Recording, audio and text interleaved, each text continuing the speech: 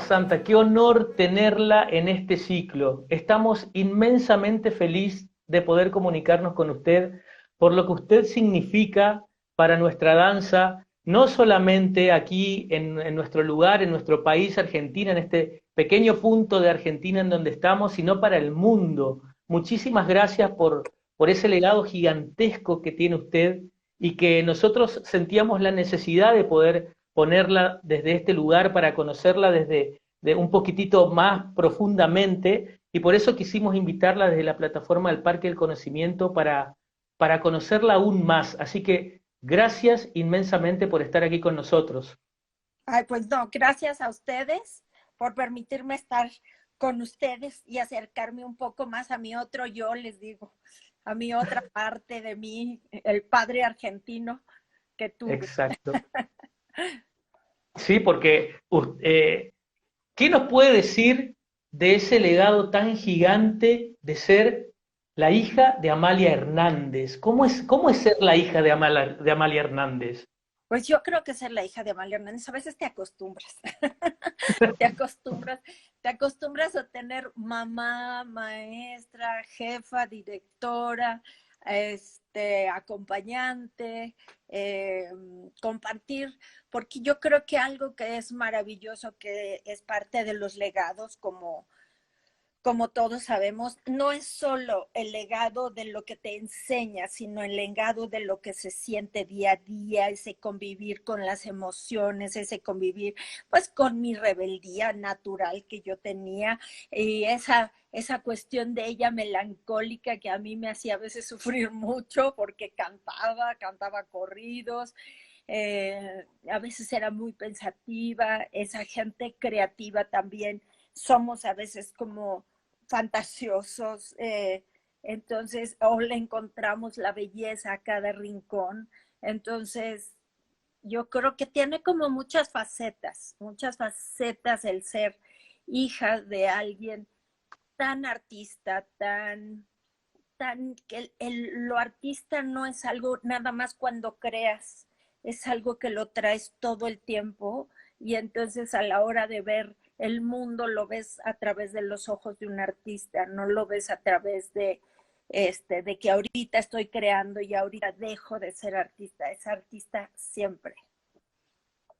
Sabe, maestra, que nosotros tenemos una profunda admiración a la labor que ha hecho Amalia Hernández con el folclore, que no solamente queda como representativo de México, sino que esto impacta en toda Latinoamérica y en todo el mundo. Nosotros tenemos una gran admiración a la labor de Amalia Hernández por la magnificencia de sus obras, ¿no? Porque quizás por ahí nos podemos quedar con alguna cuestión visual, del colorido, de ciertas cuestiones técnicas quizás, pero detrás de cada construcción de las obras de Amalia que usted cuida, hay todo un trabajo muy profundo con respecto al cuidado de la identidad nacional, ¿no? Sí, yo creo que es una identidad que viene desde muchas perspectivas. Una, de haberse adentrado en el conocimiento de lo prehispánico y de los escritos de Bernal Díaz del Castillo, de la magnificencia que se representa en esos momentos. Por otro lado, ella viene de un nacimiento de la danza mexicana, no nada más como danza tradicional, sino una danza mexicana creada a partir de la fuerza de la revolución, a partir de que se empezaron a crear todos esos edificios que en esos momentos aparte solo se hacían murales y se hacían murales porque después de la revolución donde se quiso crear un México cultural, un México que se presentara a través también de la cultura, se plasma en murales para que no se pudieran vender las pinturas, sino para que México tuviera esa fuerza de su propio conocimiento, su propia historia, su propio legado, y no que fuera una pintura preciosa que acabara por todo el mundo, sino que la gente tuviera que venir a México a ver la gran cultura mexicana que se había hecho a lo largo de la historia y a lo largo post la independencia, que se empieza a generar esa parte de la mexicanidad o de la identidad nacional, ¿no? Claro, porque eso se nota claramente en las obras y además el equilibrio perfecto de lo que significan las tradiciones en sí, ¿no? Con los manejos escénicos, los manejos técnicos, digamos, desde la composición coreográfica. O sea, notamos de que hay una belleza, una construcción de un arte realmente que llega al máximo de su potencial. ¿Cómo lograba Amalia llegar hasta esas producciones tan hermosas, tan maravillosas?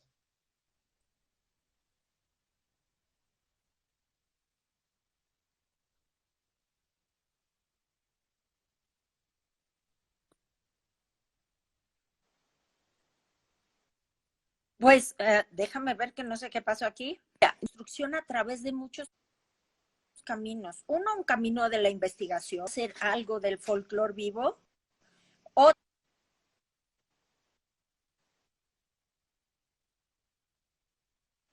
de investigación.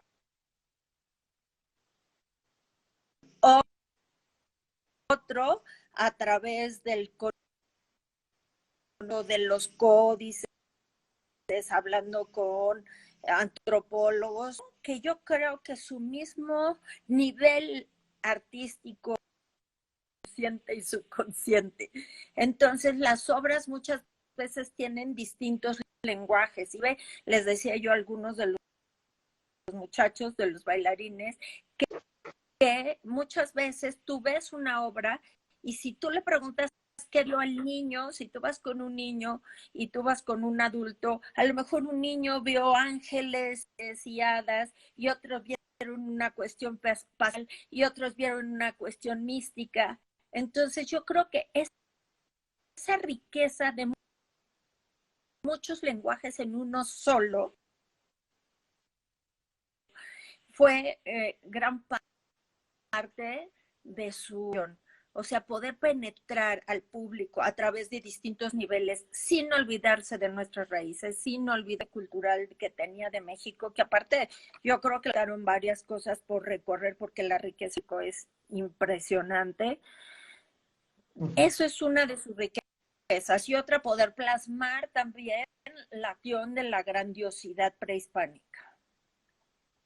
Totalmente. Porque, por ejemplo, tenía entendido que dentro de todas sus obras, sus grandes obras, como Los Mayas, o, por ejemplo, ha quedado en el tintero una obra que con música de Carlos Chávez que es referente a pirámides, ¿no? ¿Eso no se pudo estrenar?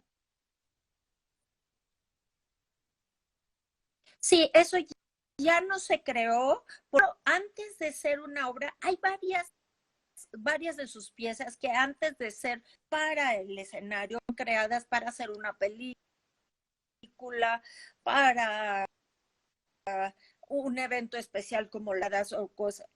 Pirámide fue diseñada para National Geographic, que en México, donde Carlos ponía su parte y mi mamá la suya. Carlos también un guión escrito, pero el guión es maravilloso, es majestuoso. Ojalá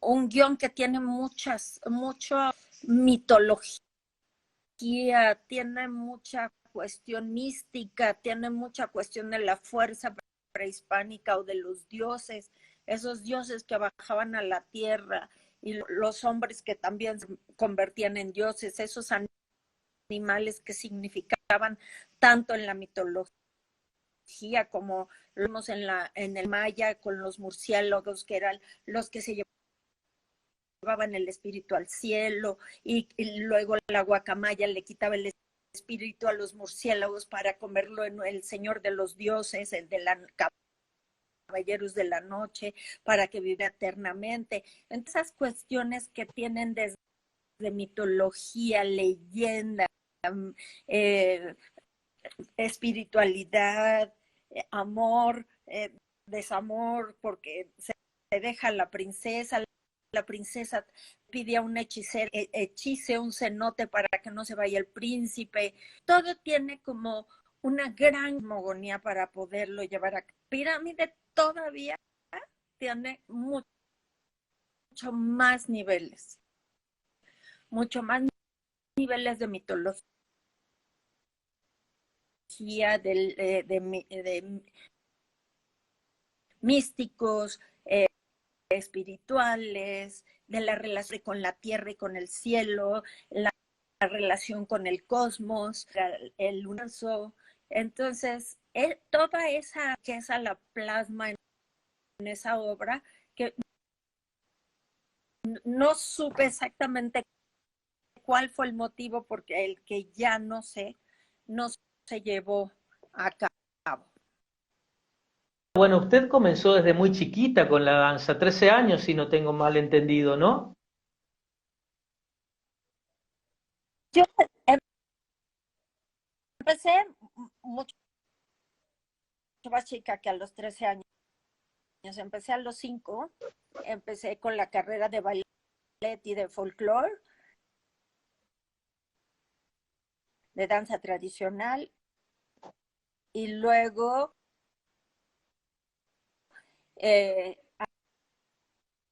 a los 13 años ingresé a Ballet Nacional, a danza contemporánea, no a bailar, sino a entrenarme en danza contemporánea. Y así pues fue un camino interminable. Bailé flamenco con Leo Amaya, la hermana de la faraona. Bailé mucho tiempo también jazz. Horton Donham, estudié en Estados Unidos con Hania Holmes, con Alvin Nicolai, con Mi Delirio Neily. Tomé cursos con Randy Dunn, con Phyllis Lamfoot, con Robert Small y con muchos maestros en México a través de la historia, con el maestro Tizoc Fuentes, el maestro Rodolfo Musquiz y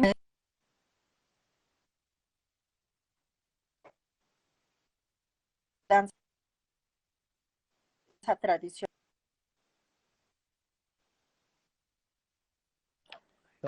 Ahora sí, maestra. Aquí estoy, a ver si ¿Me escucha? ¿Me escucha? venía bien. Sí. Ahí como que se corta, pero yo la fui entendiendo y algunas personas también, pero nos pidieron que nos volvamos a conectar. Bien. Ok, Ahí está. ¿ya me escuchas? Ahí. Sí, sí, la escucho. Ahí Nada está. más que el mío dice fijado del lado derecho, no sé qué es lo que es Sí. fijado, ni cómo No, se quita. fijado es para que la gente, para el que se conecta, sepa que estamos hablando con la maestra Viviana Basanta. Eso va a aparecer ahí como un Okay. círculo, ¿sí? Ok. Maestra, usted, bueno, nos estaba contando su formación que se nota, es inmensa su creación, su formación, porque además sabemos que usted trabaja con México en Movimiento, que es un emprendimiento suyo desde su mirada de ver la danza, ¿no? ¿Qué nos puede contar de México en Movimiento? Sí, México en Movimiento, pues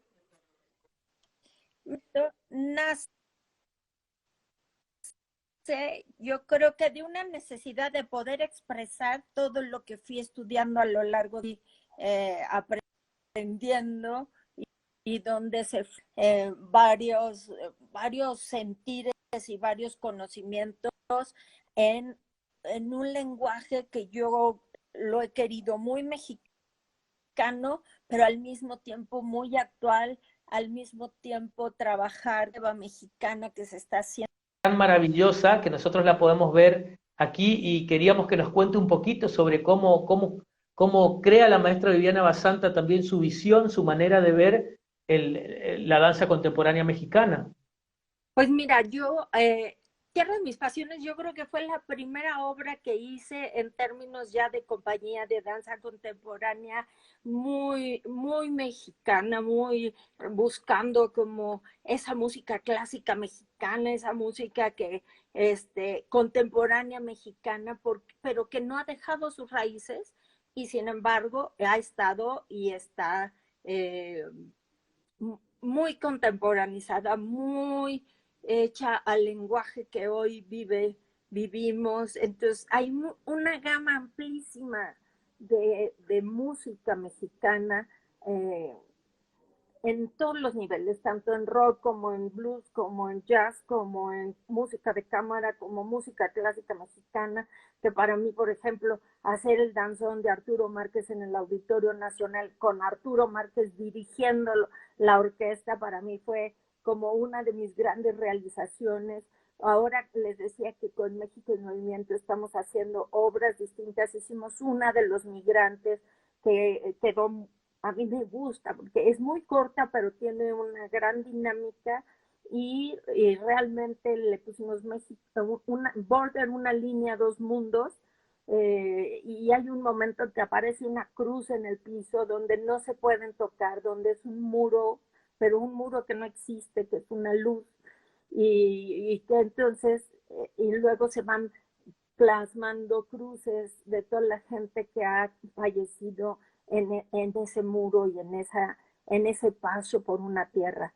Entonces, aparte he estado haciendo las coreografías con Cleo Parker Robinson, he estado trabajando muy cerca de la comunidad afroamericana en Denver, tanto en el Black Dance Festival, dando clases, monté primero un danzón, luego monté la mulata de Córdoba, luego estoy ahorita, nos sacamos una beca con un proyecto que se llama Four Journeys, que habla de la llegada de la nao de China también. Entonces estamos haciendo una cosa ahí medio locochona porque un muchacho escultor japonés está trabajando desde Singapur la parte visual, Ujú. ya muy tecnológicamente, ¿no? Que ahí llega la nao de China y se va desapareciendo. Entonces estamos haciendo un trabajo nuevo, distinto, que vamos a tratar de integrar parte de México en Movimiento en ese proyecto de la NAO y juntar a la compañía de Clio con México en Movimiento. Entonces estamos haciendo ahí distintos lenguajes que no quisimos salirnos como de los rubros mexicanos. Una obra que tengo que se llama De la caña al carnaval es la influencia cubana en la música mexicana. ¿Qué pasó Maravilloso. desde la contradanza, desde el danzón, desde la rumba, desde las habaneras, desde toda esa riqueza que tiene la música cubana que le llegó desde Inglaterra, pasó por Francia, pasaron por Española, por Haití, y luego llegó a Cuba ya enriquecida y todo lo que eso nos llegó a plasmar a la música mexicana y enriquecerlo. Entonces, hemos nacido, pero sí trayendo ciertas danzas a al hoy, al hoy que tiene muchas cosas más que decir porque hay más mestizaje, tenemos una fusión ahí muy particular con sí, influencias, ¿no? Y, y ahora que usted me está hablando de esta cuestión de la actualización, de poder encontrar nuevas maneras como para poder ayornar de alguna manera ciertos códigos, ciertas formas de la danza, ¿cómo sucede, cómo hace usted como directora del Ballet de México para poder traer al hoy todas estas obras de Amalia Hernández utilizando nuevas tecnologías? ¿Cómo hace, cómo se conjuga de que esa vigencia absoluta que tiene el Ballet de México con obras maravillosas que tienen muchísimos años, ¿no? Sí, pues mira, yo creo que mi mamá fue una gente muy avanzada, ¿no? Yo siempre le decía, tú no te has hecho viejita ni a los 80, porque ella era actual aún en su casa, en su vida, tenía una visión muy amplia desde la raíz de nuestro pueblo, desde la raíz de nuestra gente que conocía, que había sido parte de ella, ¿no? Mi familia revolucionaria revolucionaria, mi abuelo era de Río Verde, mi abuela de Chile. Yo creo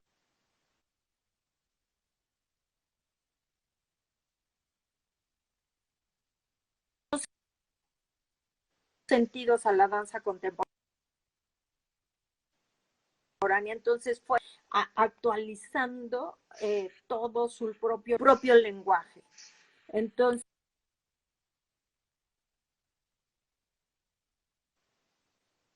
contemporáneo que había Alvin Nicola y Alvin Ailey, también estuvo con Maurice Bellart en muchos momentos. Se fue actualizando. Si yo me fui una de mis primeros trabajos con mi mamá fue rehacer sus obras, rehacer las que estaban fuera del repertorio. Entonces, como ella luego me regañaba porque decía, ya le pusiste de tu cosecha. ¿Vale? Entonces, yo creo que al tiempo le he agregado faldeos, agregado dinámicas, agregado velocidades, en fin, una serie de elementos que van enriqueciendo lo que ya se tenía. Bien, la voy escuchando, se va cortando, pero la voy siguiendo. ¿Sí me ¿Sí? escuchas? Sí, yo la voy siguiendo, o sea, se entrecorta, pero se entiende lo que usted nos está contando. Al menos a mí me llega así. Y qué maravilloso todo esto, maestra Viviana, porque usted ha tenido roles muy importantes, principales en el ballet de Amalia, ¿no? Porque tenemos un registro en donde la vemos bailar, por ejemplo, los sones de Michoacán, donde está allí bailando. ¿Qué le producía todo eso, estar allí presente? ¿Usted comprendía y entendía que construía la danza desde una mirada internacional, mundial, tan disciplinada y tan ejemplar para todos nosotros, los que intentamos construir nuestra forma también desde la danza folclórica, y que es un ejemplo para el mundo el ballet de Amalia Hernández? Sí, bueno, yo creo que para mí bailar fue, como digo, mi pasión.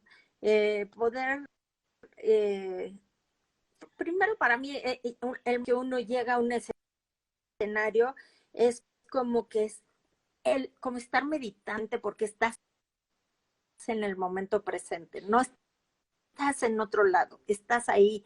Yo creo que la danza es en un estar ahí y en ese momento expresar todo lo que sientes y todo lo que eres, eh, con la influencia de lo que vas viviendo día a día, como decían por ahí, no, el movimiento no engaña. O sea, tú dices lo que estás sintiendo, dices lo que estás pasando, tienes la dinámica o la energía y donde pones la energía, la atención pones la energía. Entonces, yo creo que a mí fue muy enriquecedor, aunque había muchísimos momentos que era sumamente difícil que tu mamá te calificara cada día el dedito, la uña, la pezuña, porque finalmente para ella yo tenía que ser un ejemplo. Para ella no nada más era la bailarina que estaba ahí. Empecé en la última fila y me dijo, cuando demuestres lo que sabes hacer, empezarás a pasar a otro nivel, pero primero te lo tienes que...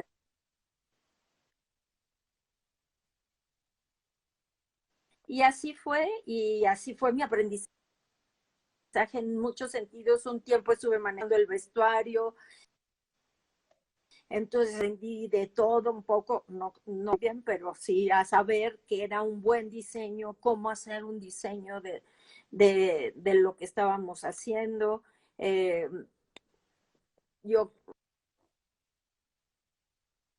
como fui directora de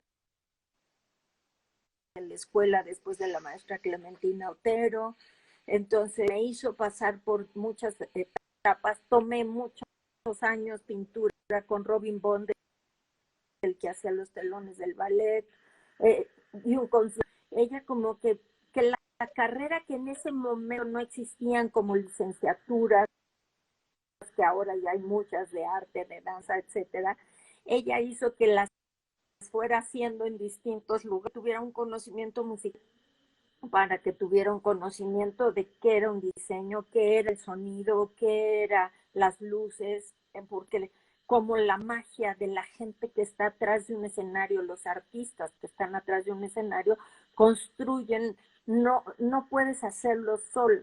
Tienes una gran cantidad de gente que hacen que lo que tú creas se vuelva grandioso. Y que diga lo que tú quieres que diga, que no diga otra cosa, porque si tú quieres un atardecer, te pone una luz de las 12 del día, ya te dicen todo lo contrario, ¿no? Entonces, todo lo que en conjunto lleva, por ahí pasé, desde barrer un foro, un día que estaba mojado y dijo, te sales y tienes que saber cuidar a los bailarines. Es verdad, es verdad.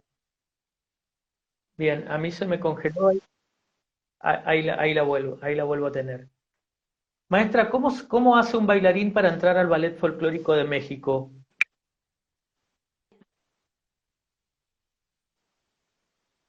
Pues,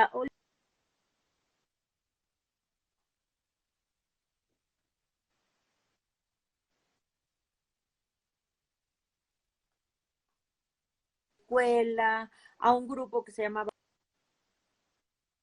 Grupo Experimental de suplentes. El experimentar era una pequeña compañía. A través de esa compañía también llegó muchísima gente. En fin, a mucha gente iba llegando, naturalmente iba llegando. Muchos bailarines que se van formando. Bailar en Bellas Artes es bailar en otro mundo, ¿no? Es un escenario mágico, es un escenario que conlleva uno de los más teatros del mundo, que tiene te envuelve, todo lo que te envuelve ahí es arte y cultura, los murales, la pintura, el museo, el vitral, o sea, te envuelve en un espacio mágico. Qué maravilloso. Sí, bueno, particularmente tuve la posibilidad de ir a ver al ballet en varias oportunidades y no me perdía una sola función. Cuando iba, habían varias funciones en el día con diferentes elencos, ¿no? Y trataba de estar en todas las funciones para poder ver todas las experiencias. ¿Qué nos cuenta de esos elencos, el elenco A, el elenco B? ¿Cómo es la manera de organización del ballet? Sí, la primera compañía y la compañía residente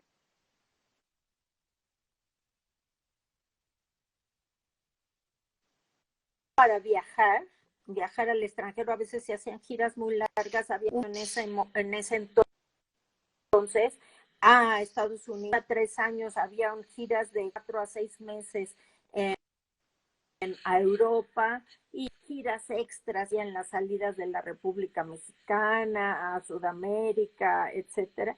Entonces tenían que haber dos compañías para que no se dejara de hacer las funciones permanentes en Bellas Artes. Cuando ambas compañías están en Bellas Artes, una hace una función y la otra hace la otra función.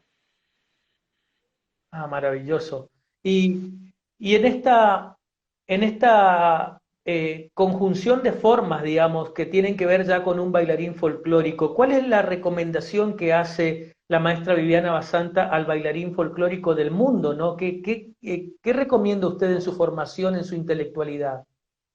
Pues yo creo que tiene que tener muchas cosas. Una, que se tiene que entrenar en distintas técnicas para saber cuidar un cuerpo que se va a convertir tanto en un animal como en alguien bailando una polca, como alguien bailando un vals, como alguien bailando algo preico, y tiene que ser lo suficientemente camaleónico su cuerpo, su mente y su espíritu para poderse expresar.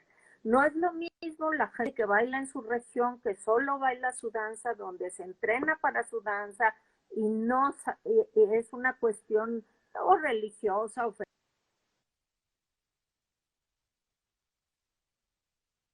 religión. Entonces, cuando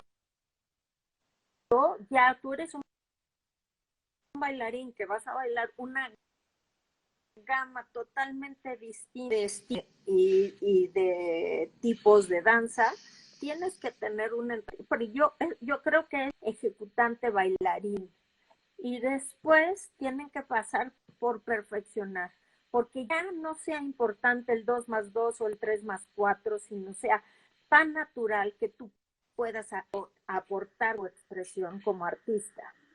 Entonces yo creo que ahí empiezas a enriquecer. Otra de las cuestiones que creo fundamentales es saber lo que estás haciendo. Si tú estás expresando a una región y en esa región tú estás expresando la revolución, entonces, ¿qué es lo que tienes que tener o saber para poderlo expresar? Como decía Jung, es el inconsciente colectivo donde tú le transmites a través de lo que sientes al espectador lo que sabes. Que no nada más es el movimiento per se, sino el movimiento adentro, porque un coreógrafo que puede ser su emoción, que puede ser su pasión, que puede ser su medio ambiente, que puede ser su mística, su religión, su fiesta. Entonces, yo creo que tienes que saber, y tienes que saber como artista, camuflajearte de uno y transitar de uno a otro para que puedas poder expresar lo que es. Así es. Y ahora, por ejemplo, con este tema que está sucediendo de esta pandemia, esta cuarentena, qué actividades tiene el Ballet de México para poder estar presente en su accionar de política, de desarrollo de política cultural? Pues mira, se están dando clases en Facebook y se pasan algunas de las funciones que han sido pues el 100 aniversario de mi mamá, lo de Carlos Chávez y yo hice lo del danzón y Ajá, luego hicimos una cuestión con la banda filarmónica Mije del SECAM, que es ajá. una maravilla. Entonces ahí sí quise, esa parte sí la construí a través de algo muy tradicional. Vinieron las canasteras de la Trinidad de Oaxaca, de la ciudad de Oaxaca, y y pasamos por la danza de la pluma, bueno, bailaron el jarabe mixteco, el coro cantó El Dios Nunca Muere, luego viene la danza de la que fue la creación de mi mamá, que no es creación al 100%, pero hecha con los pasos básicos, pero sintetizada de una forma geométrica, digamos. Y luego yo hice la grafía de Pinotepa, entonces eso se ha estado de los medios y se están dando clases tanto como para adultos. Yo estoy dando una clase que lo puse con el grupo que estoy haciendo cursos de intercambios culturales en Estados Unidos. Doy una plática los viernes, pues, de qué fue el ballet de los 5 continentes, qué fue el ballet de las Américas, cómo Se se... entrecorta un poco. Bueno, maestra, la verdad que yo quiero agradecerle infinitamente esta posibilidad de poder conocerla un poco más. Queremos decirle, y particularmente le quiero decir que es su madre, Amalia Hernández, y creo que es una mujer realmente transformadora en el arte folclórico del mundo, y que usted está haciendo un trabajo muy parecido y muy valioso desde su compañía México en Movimiento, y para nosotros realmente es maravilloso poder hablar con usted y que nos cuente desde su persona, porque quizás la conocemos y la vemos desde los medios, desde el internet, pero poder entablar, aunque sea una conversación de esta manera, distanciados, pero poder estar, nos permite poder conocerla desde otro lugar y estamos felices de que eso suceda. Así que realmente con el corazón le agradezco mucho. Hay muchos bailarines aquí del Ballet Folclórico del Parque del Conocimiento que permanentemente les hablo sobre la labor de Amalia Hernández y sobre Viviana Basanta. Así que muchas gracias por este aporte que nos ha hecho de poder transmitirnos su experiencia.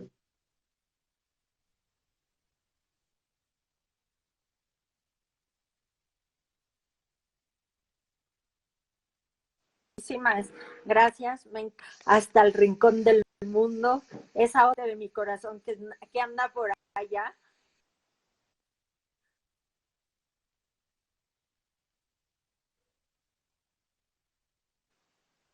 Muy importante que podamos el conocimiento de ustedes y el conocimiento de nosotros.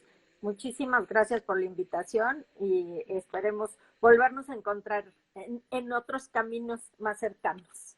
Así sea. Gracias, maestra, de todo corazón. Muchísimas gracias. Y bueno, les vamos a invitar a la gente que se conecte también el día de mañana, que vamos a estar hablando con Claudio Leroy, desde ex primer bailarín del Bafona, del Ballet Folclórico Nacional de Chile. Y bueno, y muchas gracias, maestra. Después seguramente que nos estaremos comunicando de forma privada para agradecerle otra vez esta comunicación. Gracias y que viva México, que viva México. Ahí. Bueno, muchísimas gracias a todos los que se conectaron, gracias a la maestra, infinidad de gracias. Mañana vamos a estar con el maestro Claudio Leroy, ex bailarín, ex primer bailarín del Ballet Folclórico Nacional de Chile, que nos va a estar hablando sobre su experiencia en este terreno de la danza folclórica desde la mirada del Ballet Folclórico Nacional de Chile. Y el lunes 8 vamos a estar con el gran maestro Antonio Najarro, ¿sí? Que va a estar también aquí en este vivo y vamos a poder compartir toda esa experiencia maravillosa y transformadora también de la danza a partir del Ballet Nacional de España y también su compañía Antonio Najarro. Así que bueno, muchas gracias por estar aquí y nos encontramos mañana, ¿sí? Hasta luego.